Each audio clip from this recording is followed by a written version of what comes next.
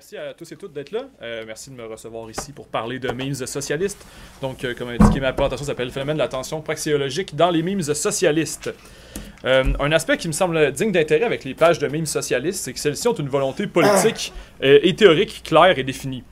À l'inverse de, par exemple, la page Conneries Québec, qui va parfois utiliser la politique dans ses memes pour aller chercher plus de réactions, les pages de memes communistes, instrumentalisent, ou plutôt désinstrumentaliser les memes pour des raisons politiques. Non seulement les memes divertissent, mais amèneraient aussi les gens au marxisme, comme le prétend Vice. Certaines pages vont même insinuer que les memes seraient un meilleur outil de propagande que les moyens traditionnels utilisés par les marxistes, donc les journaux, les discours, les livres. Oui, et même si elle est teintée d'ironie, l'adhésion aux idées du communisme n'est pas à douter pour ces pages-là, qui souvent proposent même des réflexions politiques plus sérieuses, plus théoriques. Pourtant, un aspect important du marxisme semble être omis par les pages de memes communistes, c'est-à-dire l'analyse de la praxis, ou de donner une importance à l'action. Depuis les thèses sur Feuerbach et les manuscrits du 844 de Marx, la pensée marxiste met de l'avant la nécessité de prendre en compte l'action dans l'analyse du monde concret. Plus important encore, il importe aux socialistes de changer le monde par l'organisation d'un mouvement révolutionnaire. Comme le souligne Anton Panke, qui est un marxiste conseilliste, les théories de Marx et d'Engels comportent une part de fatalisme, oui. C'est-à-dire que le capitalisme va nécessairement se détruire à cause de ses natures internes, mais cette réalité-là, c'est celle d'un monde où on a des organisations révolutionnaires organisées qui agissent. Ouais, c'est ça. Par contre, les memes communistes n'entrent pas cette action révolutionnaire-là. On pourrait les qualifier de propagande, mais la propagande socialiste doit servir, suivant les idées de Lénine ou de Marx aussi, à construire le parti révolutionnaire. C'est-à-dire que toute action de propagande doit être couplée à une activité d'organisation concrète, c'est-à-dire faire des manifestations, créer un parti, faire des grèves, ainsi de suite. Même que dans une très grande majorité des tendances du marxisme, l'appartenance au Parti socialiste est même un fait essentiel. Par contre, les pages de memes puis leur fanbase ne suivent pas souvent ce principe-là. Et je crois que cette absence de praxis matériel-là, de la part de ces pages-là, participe entraîne, c'est-à-dire une certaine tension qui se manifeste dans les memes eux-mêmes. Le premier phénomène le plus évident, c'est que les pages de memes vont ironiser sur l'absence de praxis, comme ici. Par contre, je ne commenterai pas trop, vu que c'est pas très fréquent. Un phénomène plus fréquent, par contre, c'est une tension ou une dualité de la représentation du sujet des memes. La personne définie comme le communiste dans le meme ou comme me apparaît tantôt sous une forme ridicule, comme ici ou comme ici, tantôt sous une forme héroïque, souvent représentée par un célèbre révolutionnaire. D'ailleurs, on peut remarquer la proéminence des sujets masculins dans ces memes-là. Et je crois qu'il y a la manifestation d'une tension dans la représentation de ce sujet qui est radical-là,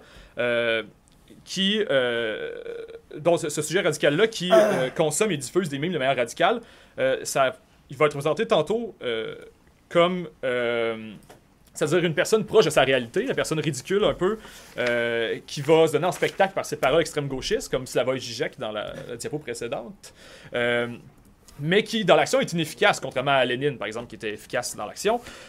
Soit le sujet se représente comme étant un vrai révolutionnaire, ce qu'il n'est pas, en se transposant dans la peau de figures historiques qui ont fait vaincre le socialisme, toujours avec un certain degré d'ironie néanmoins. Un autre phénomène qui me semble répandu à toutes les pages de memes socialistes, c'est que la révolution est représentée comme un moment précis, exact, et non pas comme un processus dans beaucoup de memes. On retrouve ça par exemple, dans les memes qui répondent à cet archétype qu'on voit ici, où est-ce que la révolution arrive à cause d'un événement de la vie courante. Bon, la femme est horny, donc il y a une révolution prolétarienne. C'est le même phénomène quand c'est un accident qui produit la révolution. On la voit comme un événement concret, précis. Cette représentation de la révolution-là nous semble concorder avec une certaine vision militariste, voire complotiste du communisme, comme ce meme-là le montre, par exemple. Il y a de plaintes qui parlent de faire des coups d'État pour prendre le pouvoir dans certains pays. Pourtant, cette vision insurrectionnaliste-là était rejetée par Lénine, mais aussi la plupart des bolcheviks, finalement. Et je crois que cette vision anti-marxiste-là du processus révolutionnaire concorde avec un certain maximalisme prôné par les memes communistes. C'est-à-dire qu'on retrouve ce maximalisme-là dans la ridiculisation qui est faite des personnes qui vont aller voter, qui vont s'investir dans les élections bourgeoises, malgré que Lénine, tout comme Rosa Luxembourg, ont supporté l'action parlementaire dans une certaine mesure. On a ici encore une contradiction. On va vouloir juste la révolution ou rien, mais concrètement, on n'agit pas pour la révolution. On ne fait que représenter un certain maximalisme qui s'oppose à ça, aux actions modérées. Puis ce maximalisme-là s'accorde avec un flou conceptuel quant à l'idée de la révolution qui concorde avec un certain stalinisme, parfois même pro-nord-coréen. Ce stalinisme-là est présent sur la plupart des pages de memes communistes même. Puis cette vision militariste-là, bon, le stalinisme l'a beaucoup propagé durant la guerre froide, entre autres quand il légitimait des pays où il y avait eu une prise du pouvoir par un coup d'État. On pense à la Roumanie des Ceausescu, qui est le pire exemple, qui était considéré comme légitime par beaucoup de staliniens à l'époque, malgré qu'il n'y avait pas eu de révolution, il y a eu un coup d'État, littéralement. Je vais conclure en liant cette tendance stalinienne-là et maximaliste-là qu'ont plusieurs pages de memes marxistes à l'idée que j'ai déjà évoquée de compenser semi-ironiquement un manque de pratiques révolutionnaires concrètes par l'adoption virtuelle d'idées très radicales. Je dis virtuel parce que les maximalistes d'avant Facebook, staliniens, maoïstes, Mao Spontex, avaient une pratique concrète. C'est-à-dire que les staliniens, par exemple, se jouaient à des groupes avec une discipline de fer, le PCCML, par exemple. Les maoïstes apprenaient à se battre contre la police à l'époque. Les Mao Spontex apprenaient à faire des bombes. Mais aujourd'hui, les acteurs et les actrices de l'univers mémesque qui propagent ces idées radicales-là ne font qu'être spectaculairement radicaux et radicales, au sens de Guy Debord. C'est-à-dire que seule leur image l'est.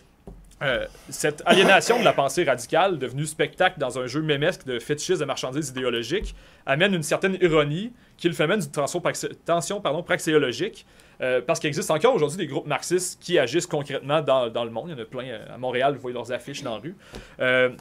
Il existe encore un monde matériel et économique qui ne s'écroulera pas fatalement si les prolétaires attendent en partageant des memes, même si les memes parlent de prendre le pouvoir, pour saisir les moyens de production et d'écraser la bourgeoisie. Et ça, c'était une blague.